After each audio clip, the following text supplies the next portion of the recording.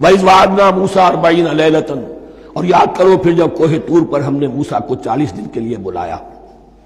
ثُمَّ اتَّخَذْتُمُ الْعِجْلَ، ان کی غیر حاضری میں تم نے بچڑے کی پرستی شروع کر دی، اسے معبود بنا لیا. من بعدہ، اس کی غیر موجودگی میں. وَأَنْتُمْ ظَالِمُونَ، تم بہت بڑا ظلم تھا جس کا ارتکاب کیا. إِنَّ الشِّرْكَ لَظُلْمٌ عَظِيمٌ، عظیم ترین ظلم جو ہے وہ شرک ہے. اور شرک جلی کی یہ شکل کہ بچڑے کو پوج رہے. ثُمَّ عَفَوْنَا عَنْكُمْ مِنْ بَعْدِ ذَلِكَ، پھر ہم نے تمہیں اس کے بعد بھی معاف کیا. یہ ہمارا کرم رہا ہے، ہماری رحمت رہی. من بعد ذلك لعلكم تشکرون، تاکہ تم شکر کرو. وَإِذْ آتَيْنَا مُوسَى الْكِتَابَ وَالْفُرْقَانَ لَعَلَّكُمْ تَهْتَدُونَ، اور یاد کرو جب کہ ہم نے موسیٰ کو کتاب اور فرقان عطا فرمائی. یہ فرقان حق اور باطل کے درمیان فرق کر دینے والی چیز، اور کتاب عام طور پر جو آتا ہے وہ شریعت کے لیے آتا. شریعت بھی دی، کتاب بھی دی، اور فرقان بھی دیا. لعلکم تہتدون، تاکہ تم ہدایت پاؤ.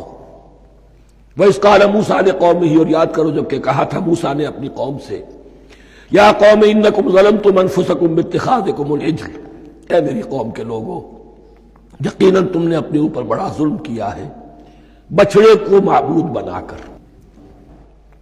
فَتُوبُوا إِلَىٰ بَارِئِكُمْ، پس توبہ کرو اپنے پروردگار، اپنے خالق کی جناب میں. باری اللہ تعالیٰ ہے. باری فَاقْتُلُوا أَنفُسَكُمْ، تو قتل کرو اپنے آپ کو. یہ چیز جو ہے تورات میں تفصیل سے آئی ہے، قرآن میں نہیں ہے. اسی اعتبار سے میں نے آپ کو بتایا تھا کہ تورات کا مطالعہ اس اعتبار سے مفید ہے کہ بہت سے واقعات کا قرآن میں ذکر ہے، اجمالاً اشارہ ہے. اس کی تفصیل کے لیے ہمیں تورات سے رجوع کرنا پڑتا ہے، ورنہ یہ کہ اس آیت کا صحیح مفہوم واضح نہیں ہوگا. فَاقْتُلُوا أَنفُسَكُمْ، اپنے آپ کو قتل کرو، کیا مانی؟ یہ قتل مرتد کی سزا ہے.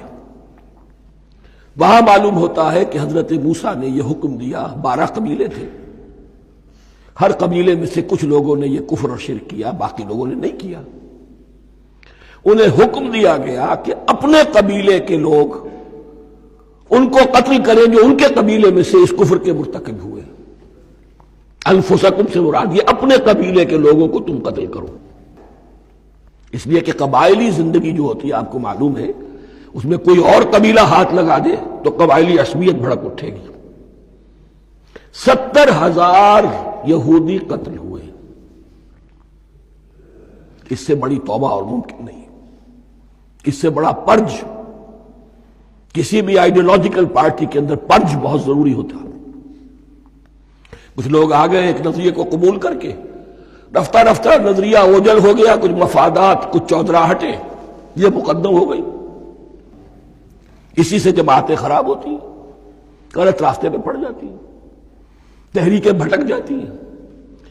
تو آئیڈیالوجیکل پارٹیز، نظریاتی جماعتیں پرج کرتی رہتی ہیں کہ جو بھی ہمارے نظریے سے ہٹ گئے اب ان کو ہم کاٹ کر علیحدہ کر. یہی سے قتل مرتد.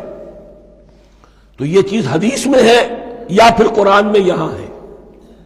اس حوالے سے جو لوگ ہمارے ہاں بعض علماء بھی ہیں، جدید دانشور ہیں، جو قتل مرتد کی جو حد ہے اسلام میں اس کو تسلیم نہیں کرتے. لیکن میرے نزدیک یہ شریعت موسوی کا تسلسل ہے کہ شریعت موسوی کی جس شے کو بدلا نہ گیا ہو، جس کے بارے میں صراحتاً یہ معلوم نہ ہو کہ یہ شے تبدیل کر دی گئی، تو وہ شریعت محمدی کا جز بن گئی. زنا پر رجم کا معاملہ بھی یہی ہے. قرآن مجید میں رجم کی صریح آیت کوئی موجود نہیں ہے، حدیث میں ہے.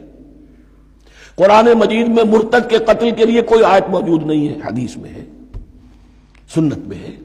اور دونوں کی کا جو منبع ہے وہ اصل میں تورات ہے. تو اس بات کو اچھی طرح نقل کر لیجئے. یہ جگہ اکثر لوگ جو ہے یہاں بہت سرسری طور سے گزر جاتے ہیں، یہ بہت اہم ہے. اور اس کے لیے تورات کی طرف رجوع کیجئے. 70,000، 6 لاکھ کل تھے. جب یہ مصر سے نکلے ہیں 6 لاکھ تھے. کتنے عرصے کے بعد پیننسولا پہنچے ہیں، سینائی پیننسولا میں اور طور میں کچھ اور ان کی تعداد بڑھ گئی ہوگی، لیکن یہ کہ ان میں سے 70,000 کو قتل کیا اپنے ہاتھوں سے. ہر قبیلے نے اپنے جو مرتد تھے ان کو اپنے ہاتھ سے قتل کیا. فتوبوا الی بارئکم فاقتلوا انفسکم ذالکم خیر لکم عند بارئکم، یہی تمہارے لیے تمہارے رب کے نزدیک بہتر بات ہے۔ فتاب علیکم، تو اللہ نے تمہاری توبہ قبول کر لی۔ توبہ قبول کس طرح ہوئی؟